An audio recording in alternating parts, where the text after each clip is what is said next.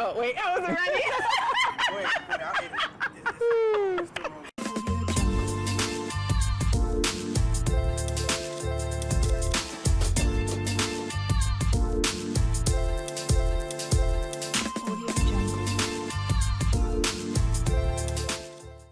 Welcome to Fly Eats. My name is Jessica and I'm your host. And today my fly guest is blazing the food truck trails with his innovative take on Haitian food.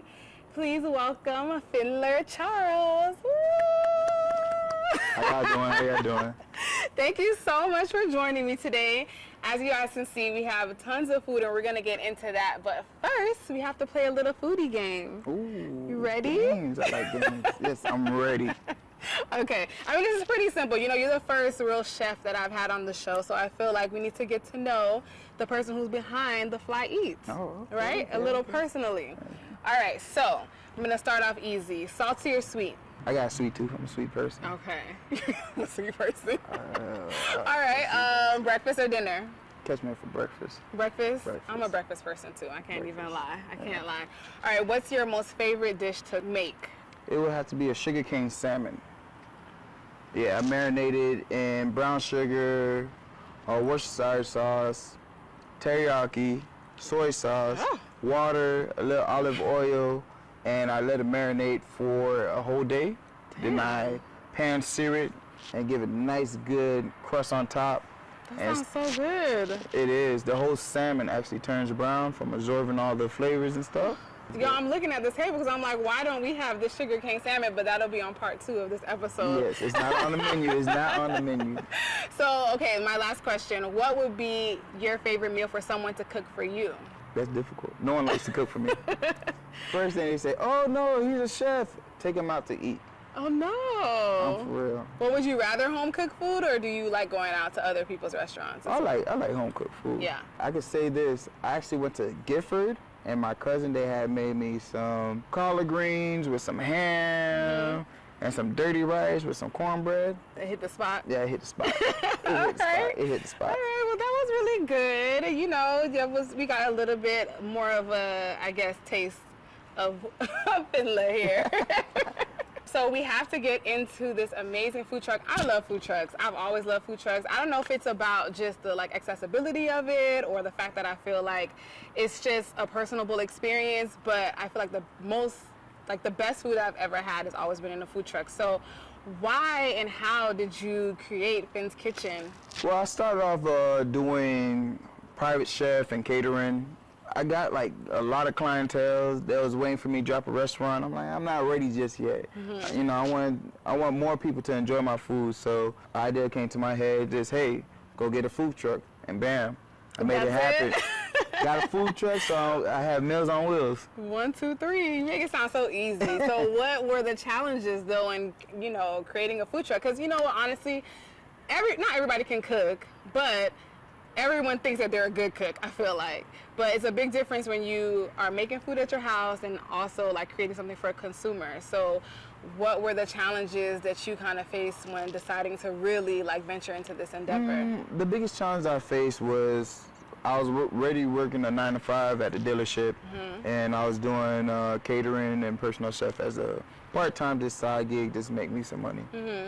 But the biggest hurdle I faced was actually transitioning into being my own owner and stuff. So it was a lot of stuff I had learned.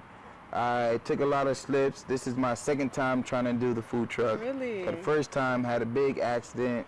It didn't work well. Yeah. Then after that, once I got over the hurdles, I had help with a local business. Actually, not a local business, a local foundation in Delray where I was born.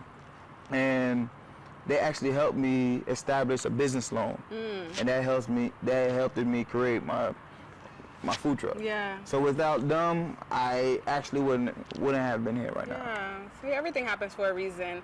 All right, so I'm not gonna front. Obviously, these flies want to get in on this, but we're gonna eat some of this food. So on the menu today, we have some Griot tacos. They look amazing.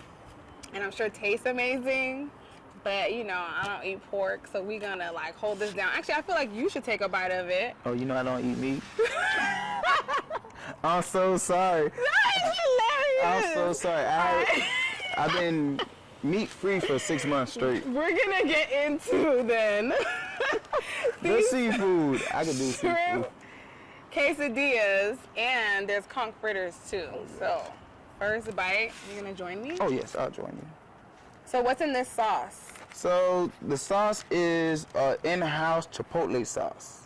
Is it like the secret sauce? Yes, it's secret sauce. It brings everything together. It brings the onions, pepper, corn, the cheese, the taste from the butter all together. Without the sauce, There's nothing? it's nothing. All right, we Ready? going in. You ready? Uh-oh. Cheers. 1, 2, 3.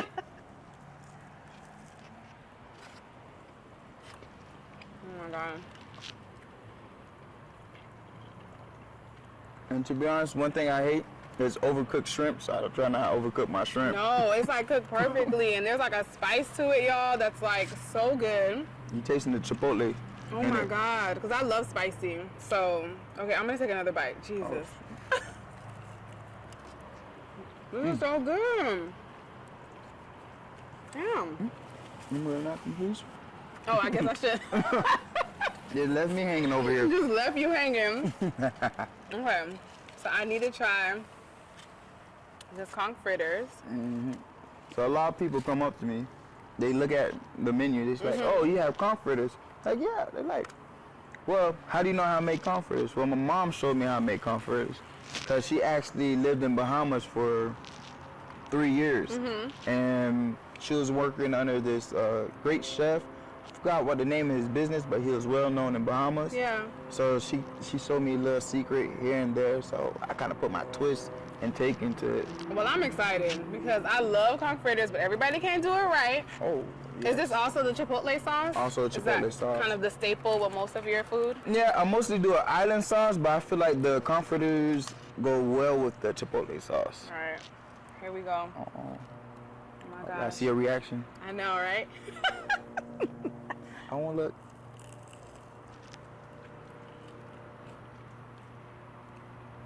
So it's crunchy on the outside, but nice, good texture on the inside.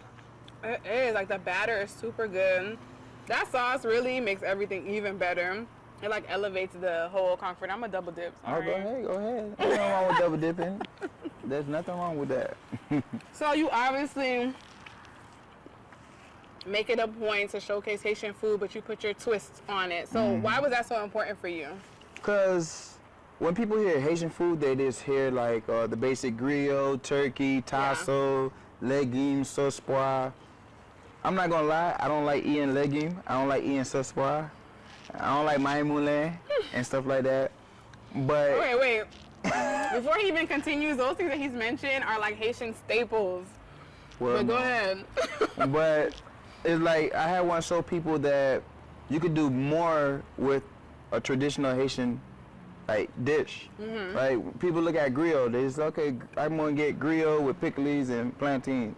Why not have a griot taco or the griot quesadilla or a free? I also do a fritai loaded fries, Yes. and I start off introducing people to the griot taco when I went to Griot Fest. So the second year of Griot Fest, I came out with a griot taco. I actually met the Haitian husbands, and I said, try this. I just came out with it. They looked at it. They were skeptical at first, but when they bit into it, they said, first thing they said, oh, it's like heaven. It's like heaven. So that just gave me the push to go ahead and try new things. No, I mean, it's amazing. Honestly, everything has really good flavor. The conch fritters are like perfectly crunchy. As you see, I'm like halfway done with this. The shrimp itself had so much flavor.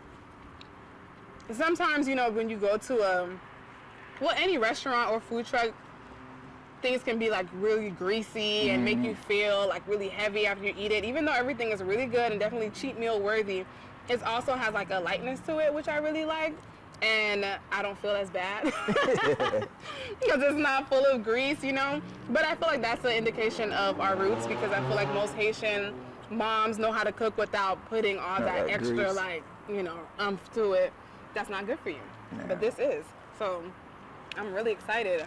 So what are like some Haitian dishes that you're thinking about adding to your menu? Is there anything particular that you kind of want to like put your twist and your spin on? Oh yeah, I had one. It was just for the summertime. It was called the compa burger. It was the 2 plantains, lettuce, chopped grill, pickles, cheese, and the chipotle sauce. Sounds good. Then also I'm coming out, and I want to say probably winter with a zobo. Okay. What does that entail? So I'm gonna bring out the rice in this. So it's just like a poke bowl, but you get to pick between Dijon or D avec pois. Okay. Then you get to choose if you want grilled, turkey, chicken. Some of that sugarcane salmon? Some of the salmon. I'm still debating. I'll do special requests. Then it's gonna be topped off with the either island sauce or chipotle sauce. Then also on top, it's gonna be topped off with pickles. Okay.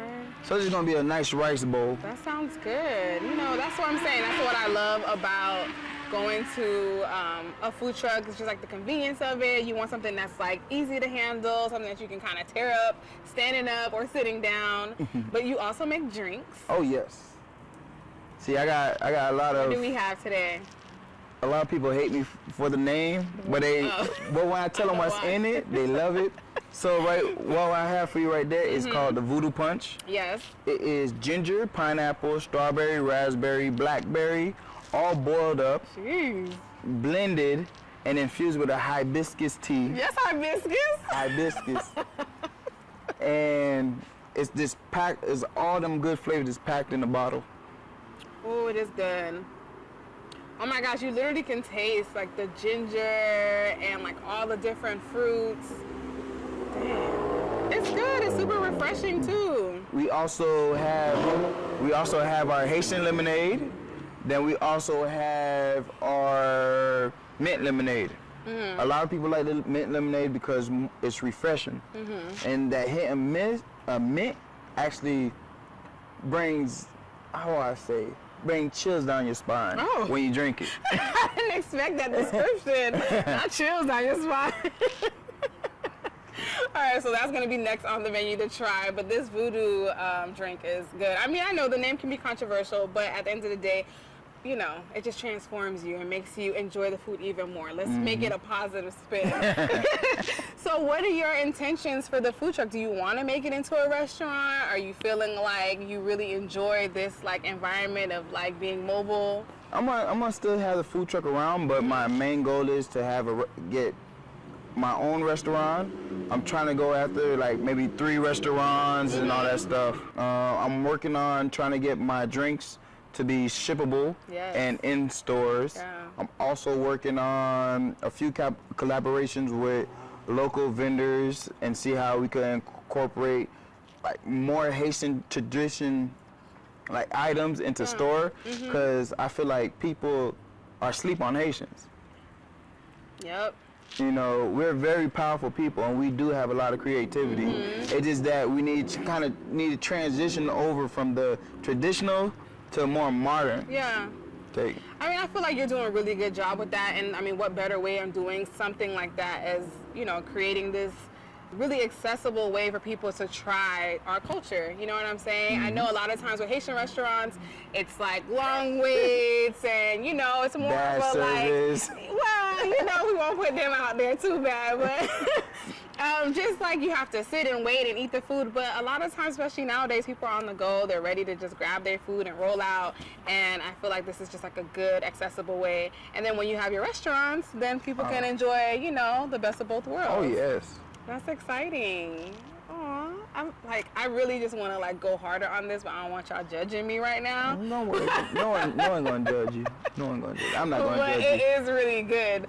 So where can people like follow you and find you guys? Well, you can follow me on Instagram at fins_kitchen_.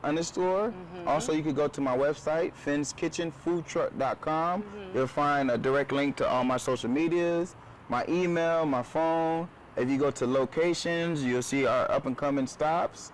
We have our menu option. We have our menu option on the website, and also we do offer Uber Eats, and we have a touchless free way to pay and order. So we have all that That's on the really website. important now in COVID times. So trust me, everything was nice and clean and sanitized so that you can enjoy your food without any fear. So what do you feel like really stands out Finn's Kitchen amongst all the other sea of, you know, food trucks out there? First, I'm a Haitian food truck. Yes. There are some Haitian food trucks, but I feel like they're not being actually recognized by people. But for me, I'm more so on the modern side, doing new things, going outside the box, trying new stuff, and putting it on the menu and see if people like it. Yeah. Because you want to know if they don't like it or not, if you don't put it on the menu. Yeah. But I also feel like majority of the other food trucks don't venture out and try to do things that they're not comfortable doing. Like in September, I'm gonna go all the way to Georgia for a Curl Fest, and I'm just gonna be the only Haitian food truck there. Yeah. And I heard in Atlanta they don't really have that much Haitian restaurant. No. Actually, none at all. No, I'm sure there's probably one little one in the corner, but you know, a lot of times, especially being from South Florida, we are in this bubble of feeling like everyone understands and appreciates, you know, the different island cultures. But for some reason, the Haitian culture, especially when it comes to food, definitely has been underrated. And so doing something like that obviously is just going to bring so much like exposure to our culture, first of all, but especially to your great cooking. Oh, yeah. You're right about that. So what do you feel like really inspires you to just kind of keep going? Because I mean, for you to go from basically being a mechanic and then kind of working into your passion of food and creating this like wonderful company, that is a big deal. You know, not everyone is able to step into their purpose in that way. So why do you, or what really inspires you? Well, to keep going? my mom, first of all, I know I'm gonna sound like a mama boy. Always the mamas. I'm the only son my mom had. Yes. So she always been behind me. She actually helps me with the griot. She teach me. She don't let me touch the pickles because she swear that I can't make it. I can't make it. She mostly motivates me. Yeah. So my whole goal is behind my business is I'm secretly going to give her like a good 50% of my business. So she can just stop working and relax and enjoy herself. Oh, you're a good son. Look at you. Look at you. Just chill. You make me blush. All right, so my last question, Mr. Finn, what makes you so fly? Oh, what makes me so fly? I bring that Haitian food with a modern twist. Yes. That's how you gotta do it. I'm not scared to jump off the deep end Yes. at all. I'm there. That's what's up.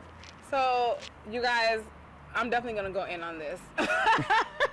Probably all of it. All right, I just want to thank you so much for joining us today. Thank you for and having for me. providing all this wonderful food. I'm going to make sure all of Finn's Kitchen's information is below the video and in the comments so that you guys can follow and stock this food truck because it's definitely well worth it. Catch me later at another episode of Fly Eats.